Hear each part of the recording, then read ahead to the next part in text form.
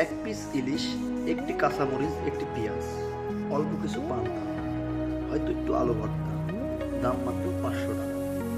500 টাকায় কি যায় আসে? তাও তো একবেলা খাইলাম, তাই না? কিন্তু আমাদের যায় আসে কোথায় জানেন? 5 টাকা দিতে রাস্তার পাশে যে গরিব মা দুঃখীরা বা চাচারা বাবারা বসে থাকে 5টা টাকার জন্য, তখনই আমাদের পকেটটা কেন যেন চিপসে যায়, কেন যেন চিপসে যায়। 5টা টাকা দিতে গেলে আমরা বলি যে ভেস ধরছে, এই দেখা যাচ্ছে অনেক আছে, এগুলা ঢং, এদের ব্যবসা। কিন্তু না, আমরা 500 টাকা 5,000 টাকা আজকে পয়লা বৈশাখ গেল না, 500 টাকা 5,000 টাকা অনায়াসে খরচ করে ফেলছি। কিন্তু আমরা 5টি টাকা দেওয়ার জন্য মন মানসিকতা অর্জন করতে পারি না। যে ভিক্ষুকগুলো রাস্তার পাশে বসে থাকে না, সেই ভিক্ষুকগুলারে আমরা বলি কি জানেন? যেগুলা ঢং, এগুলা ভেস ধরছে, এগুলো এদের ব্যবসা।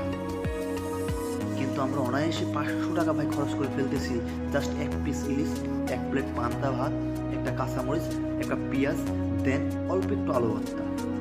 500 টাকা দিয়ে চলে আসতেছি, আমাদের পকেট থেকে চলে যাইতেছি, আমরা কিছু মনে করতেছি না।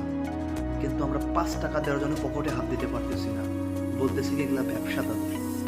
এই হলো আমাদের মস্তিষ্কের ব্রেন, বা এই হলো আমাদের মাইন্ড। আমাদের মাইন্ড সেট আপটা আসলে ঠিক না। সামান্য 500 টাকা দিয়ে আমরা এতগুলা পান্তা ভাত খাইতেছি, এতগুলা ইলিশ মাছ খাইতেছি। আর 5 টাকা, বাবা রে বাবা, 5টা টাকা আমি রাস্তার পাশে বসে ঢুকে দেবো, তাদের এটা ব্যবসা।